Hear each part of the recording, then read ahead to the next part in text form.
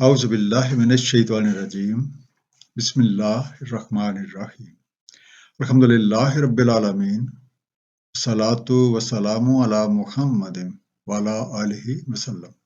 سورہ الانعام، رکوع نمبر 6۔ بسم اللہ الرحمن الرحیم۔ وَأَنذِرْ بِهِ الَّذِينَ يَخَافُونَ أَن يُحْشَرُوا إِلَىٰ رَبِّهِمْ۔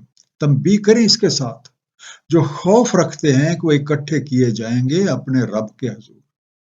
لَيْسَ لَهُم مِّن دُونِهِ وَلِيٌّ وَلَا شَفِيعٌ لَّعَلَّهُمْ يَتَّقُونَ۔ نہیں ہوگا ان کے لیے اس کے علاوہ کوئی دوست اور نہ کوئی شفاعت کرنے والا تاکہ وہ تقویٰ کریں، اپنے ہاتھ کھینچ لیں، احتیاط برتیں۔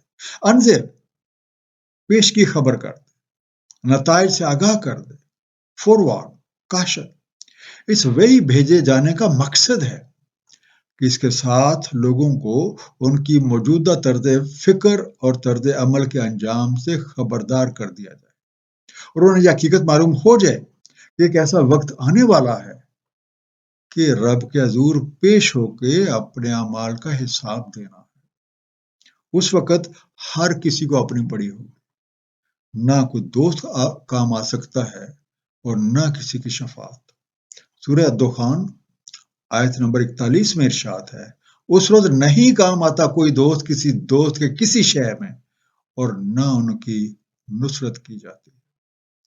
کل کو پچھتانے سے بہتر ہے کہ ہم لوگ موجودہ مولت زندگی میں احکامات خداوندی کی پابندی کریں، اپنی زندگی میں محتاط روی اختیار کریں، جن کاموں سے منع کیا گیا ہے ان سے اپنے ہاتھ روک لیں، اور جن کو کرنے کا کہا گیا ہے ان کو ذوق و شوق کے ساتھ انجام دیں۔ وَلَا تَطْرُدِ الَّذِينَ يَدْعُونَ رَبَّهُم بِالْغَدَاةِ وَالْعَشِيِّ يُرِيدُونَ وَجْهَهُ۔ نہ دتکاریں جو پکارتے ہیں اپنے رب کو صبح شام اور ارادہ رکھتے ہیں اس کی جوہد کا۔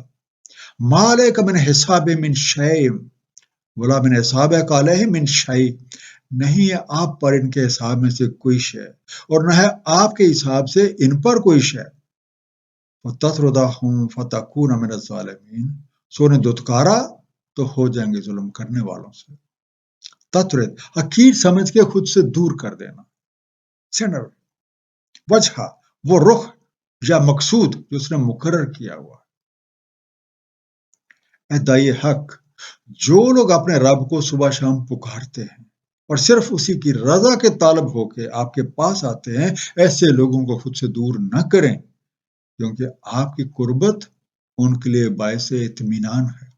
سورہ توبہ آیت نمبر 103 میں ارشاد ہے، آپ لیں ان کے مالوں سے صدقہ، پاکیزہ کریں انہیں، تزکیہ کریں ان کا اس سے، اور تعلق رکھیں ان کے ساتھ۔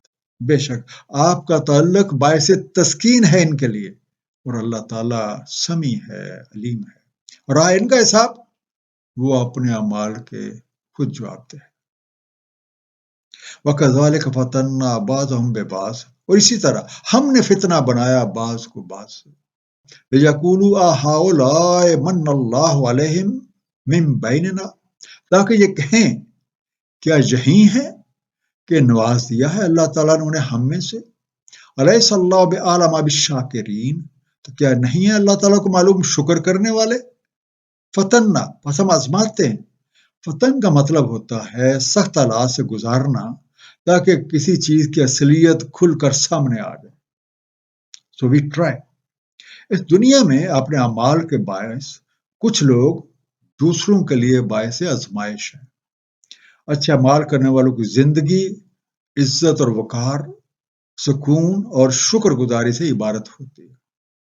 ان پہ اللہ تعالیٰ کی کرم نوازی دیکھ کے کئی آزمائے جانے والے ان کے عزت و وقار اور امن و چین سے حیران رہ جاتے ہیں، اور انہیں یہ حقیقت معلوم ہی نہیں کہ ان کی اس حالت کی ایک بڑی وجہ شکر گزاری ہے، اور شکر گزاری اللہ تعالیٰ کی دی ہوئی نعمتوں، اللہ تعالیٰ کی دی ہوئی صلاحیتوں کو قوانین ربی کے مطابق مخلوق خدا کی بھلائی کے لیے کام لانا ہے۔ اللہ تعالیٰ کا وعدہ ہے کہ جو کوئی شکر گزاری کرے گا وہ اس کو مزید نوازیں گے۔ سورہ ابراہیم آیت نمبر 7 میں ارشاد ہے، اور جب تمہارے رب نے اعلان کر رکھا ہے اگر تم شکر کرو گے تو میں مزید دوں گا، اور اگر تم کفران کرو گے تو یقیناً میرا عذاب بہت سخت۔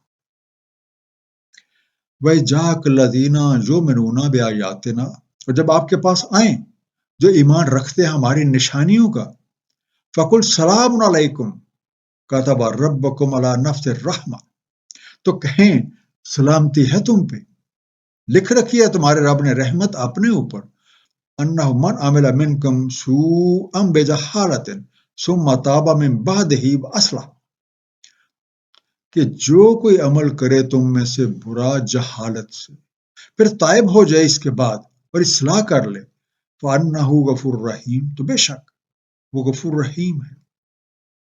اے دائی حق، جب آپ کے پاس ایسے لوگ آئیں جو ہماری نشانیوں پہ ایمان رکھتے ہیں اور انہوں نے اللہ تعالیٰ کی رضامندی کو اپنا مقصد زندگی بنا رکھا ہے اور اس کے لیے جدوجہد کر رہے، تو انہیں سلامتی کی خوشخبری دے دیں، انہیں بتا دیں کہ تمہارے لیے اللہ تعالیٰ نے اپنی رحمت کو اپنے لیے لازم قرار دے رکھا، اور اگر کبھی جہالت سے کوئی برا کام ہو جائے تو وہ لوگ فوراً توبہ کر لیتے ہیں، استغفار کرتے ہیں، اپنے سم درست کر کے پھر سے مصروف عمل ہو جاتے ہیں۔ اللہ تعالیٰ جو غفور رحیم ہے ان کی غلطیاں معاف فرما دیتے ہیں اور ان کے لیے مغفرت کا سامان پیدا کر دیتے ہیں۔ سورہ نحل آیت نمبر 119 میں ارشاد ہے، پھر بے شک آپ کا رب ان کے لیے جو عمل کر لیں برے جہالت سے، پھر توبہ کر لیں اس کے بعد اور اصلاح کر لیں، بے شک آپ کا رب اس کے بعد غفور رحیم ہے۔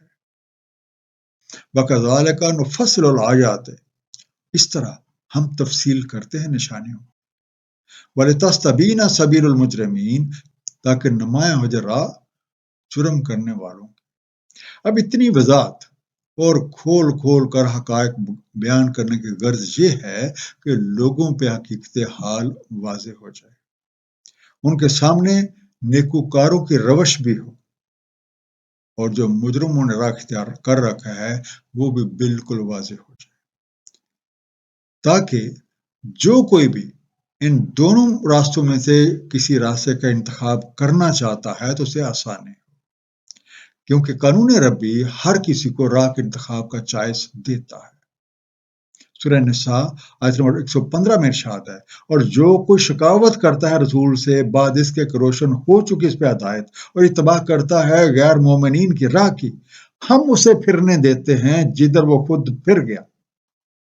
بہت ایک قابل توجہ بات ہے، ہم اسے پھرنے دیتے ہیں جدھر کو خود سے پھر گیا، اور ہم اسے منسلک کر دیں گے جہنم سے، کیا ہی بری جگہ ہے پہنچنے کی۔